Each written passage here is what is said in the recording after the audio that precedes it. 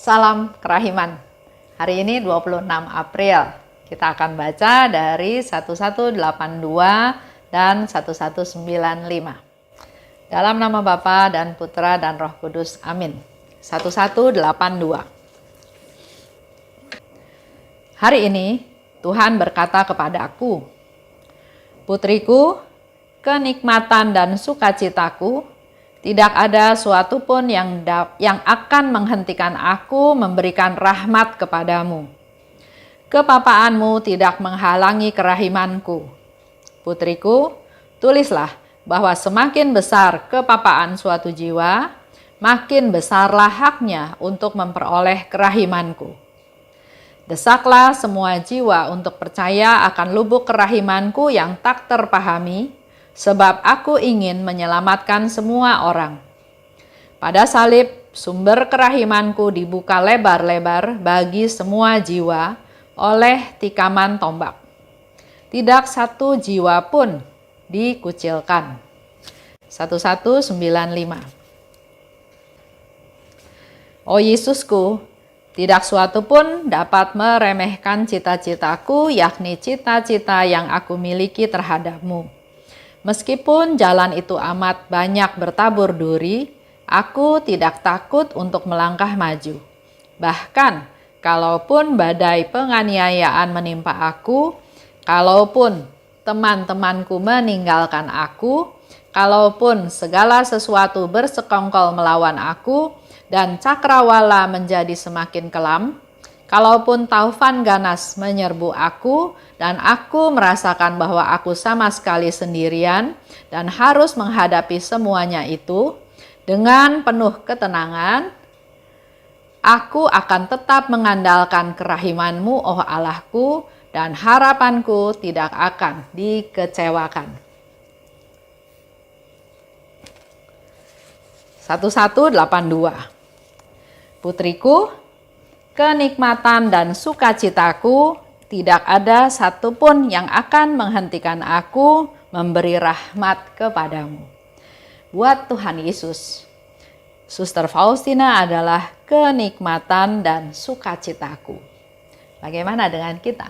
Apakah kita memberikan sukacita pada Tuhan? Dengan sikap kita sehari-hari, dengan tindakan kita, dengan perbuatan, dengan perkataan, bahkan dengan pikiran kita. Dan karena Suster Faustina adalah kenikmatan dan sukacitanya Tuhan, maka tidak ada satupun akan menghentikan aku memberikan rahmat padamu. Kalau kita menjadi kesukaannya Tuhan, maka tidak ada yang bisa menghalangi Tuhan memberikan rahmat kepada kita. Termasuk juga kepapaan kita, ketidakberdayaan kita.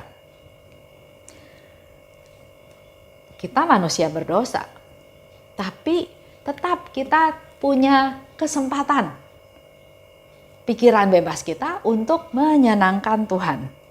Dan walaupun kita berdosa, Tuhan tetap memberikan kesempatan kepada kita untuk bertobat. Bertobat atas dosa-dosa kita. Nikmatku adalah bersatu denganmu. Itu ada juga di diary nomor 570.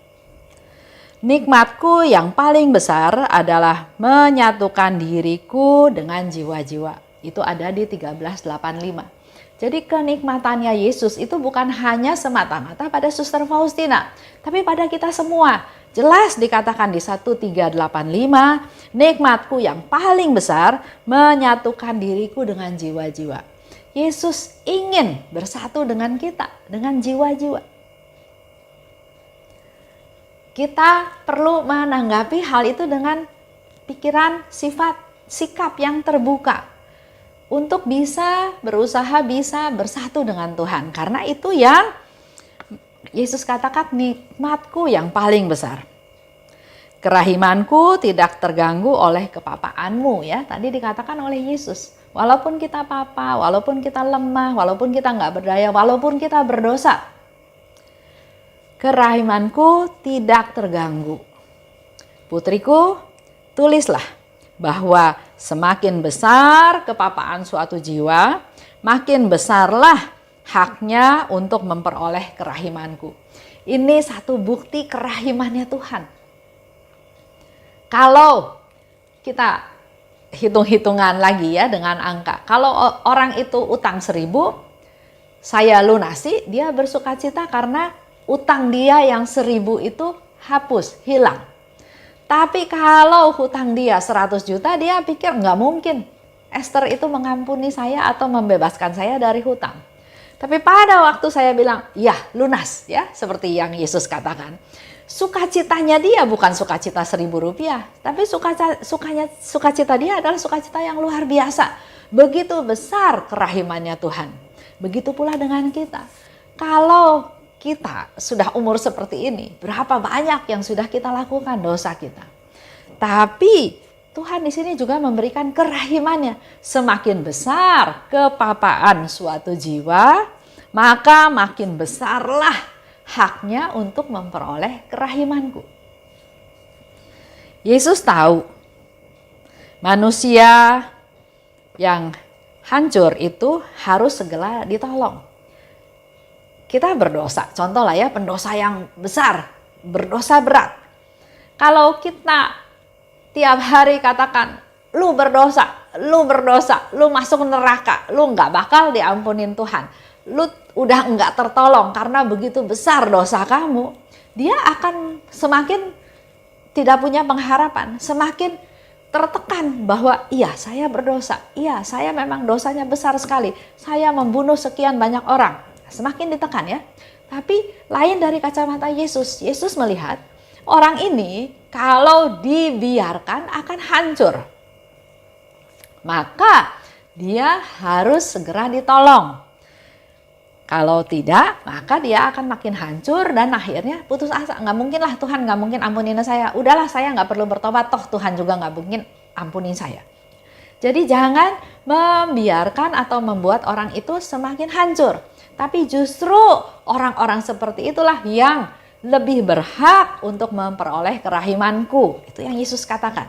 Supaya nggak ada yang hilang, nggak ada yang benar-benar hancur.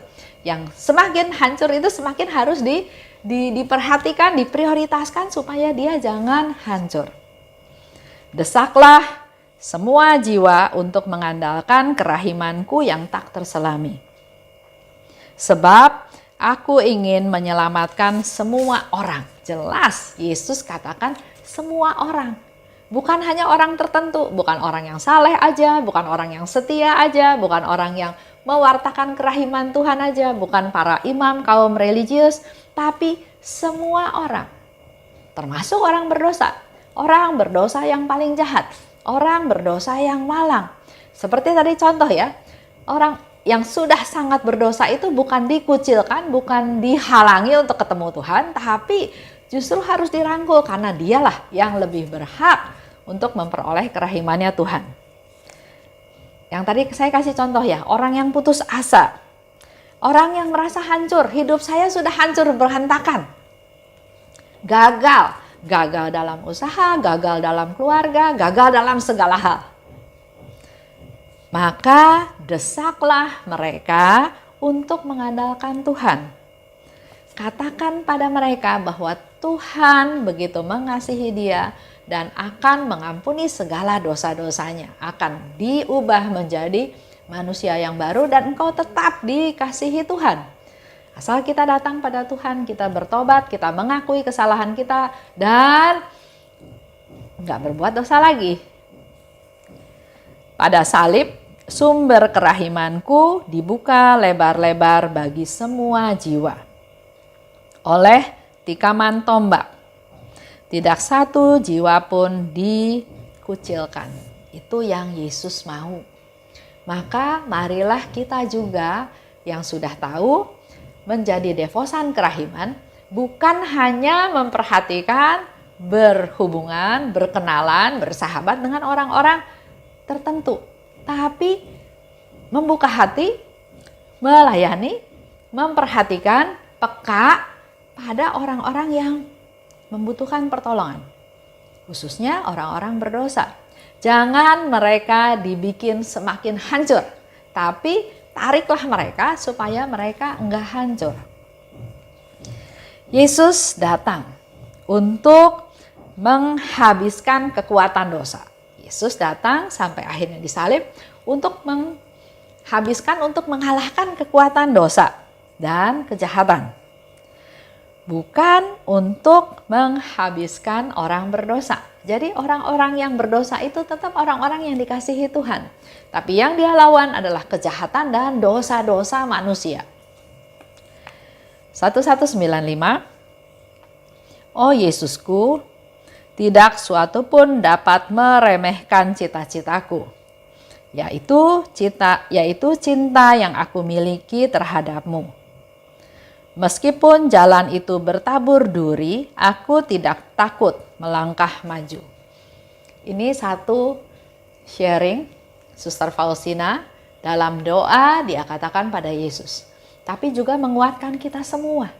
Mari kita meneladan Suster Faustina yang dia katakan, dia punya cita-cita yaitu cinta yang Suster Faustina miliki kepada Tuhan. Itu tidak akan luntur, tidak akan berkurang. Walaupun jalanan yang dia lakukan bertabur duri. Ada banyak penderitaan, ada banyak kesusahan. Tapi aku enggak takut untuk melangkah maju. Jangan kita stop. Lihat duri, lihat banyak tantangan, lihat banyak kesusahan. Di dalam komunitas ada yang enggak cocok, ada yang menghalangi niat baik kita. Terus kita marah, kita keluar dari komunitas. Itu enggak menunjukkan cinta kita pada Tuhan. Kalau kita mencintai Tuhan, kita jalani apa yang sudah Tuhan izinkan terjadi.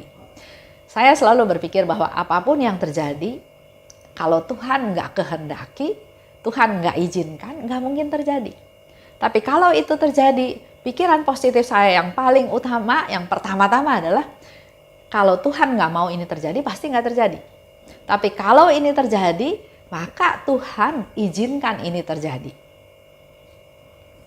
Oleh sebab itu, Suster Faustina katakan, cita-citaku untuk mencintai Tuhan itu nggak boleh ada yang menghalangi. Walaupun jalanan berduri, aku tetap melangkah maju.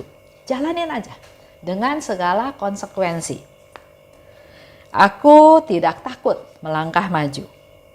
Bila ada badai penganiayaan, jadi bukan hanya dianiaya ya.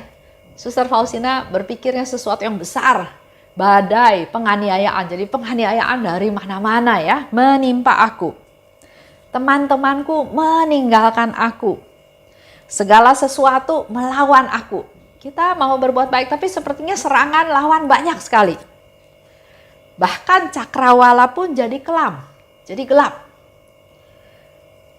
Taufan ganas menyerbu aku. Jadi di situ sudah satu gambaran yang luar biasa hebat ya. Taufan yang mengganas, penganiayaan, badai penganiayaan, semuanya menyerang Suster Faustina, nggak ada yang membela dia. Tapi aku tetap merasa aku nggak sendirian. Aku punya Tuhan, aku bersama Yesus. Dengan tenang, aku tetap mengandalkan kerahiman-Mu dan harapanku tidak akan dikecewakan. Itulah imannya Suster Faustina. Jadi walaupun badai penganiayaan, ada taufan yang ganas, ada orang di sekitar kita memusuhi kita, enggak mendukung kita, menganiaya, menyusahkan, merugikan, membuat kita susah. Tapi Suster Faustina selalu ingat, dia enggak sendirian. Dia ada Tuhan Yesus. Dan harapannya pada Tuhan tidak pernah akan dikecewakan. Dalam hati kita selalu kita mau berdoa terus dalam hati, Yesus, Engkaulah andalanku. Yesus, Engkau andalanku. Dalam segala hal yang kita hadapi, tetap bertahan pada Yesus, Engkaulah andalanku. Aku mengandalkan Engkau. Aku berharap padamu, aku percaya padamu Tuhan. Itu yang terus ada dalam hati kita supaya kita terus bisa menjalani hidup kita hari lepas hari, walaupun di sana dikatakan jalannya penuh duri. Jalanin aja. Tuhan tahu kemampuan kita, Tuhan akan turun tangan pada saat kita berserah padanya. Itu aja untuk hari ini. Terima kasih. Salam kerahiman. Amin.